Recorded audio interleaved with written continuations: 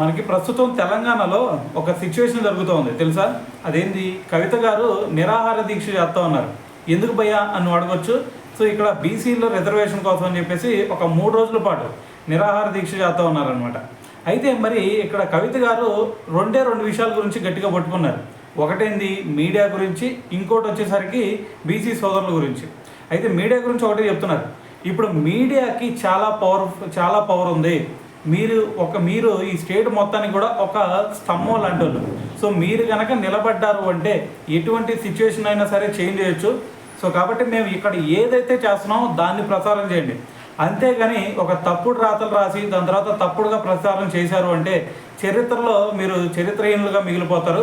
So కాబట్టి మీరు దీన్ని మంచిగా పోర్ట్రే చేయండి అని చెప్పేసి ఆమె మాట్లాడటం జరిగింది. సో దాంతోపాటు ఇంకో విషయం ఏంటంటే, ఇప్పుడు ఎవరైతే గ్రామాల్లో సో ఇంకా వేరే ప్లేసుల్లో ఎవరైతే బీసీ సోదరులు ఉంటారో సో వాళ్ళందరూ ఒకటే గుర్తుపెట్టుకోండి. ఇక్కడ ఏదో కవితకి ఏదో చేస్తుంది, సో తను చేస్తూ ఉంటే మేము టీవీలో కూర్చుంటాంలే టీవీలో చూస్తాంలే అనుకుంటే సరిపోదు.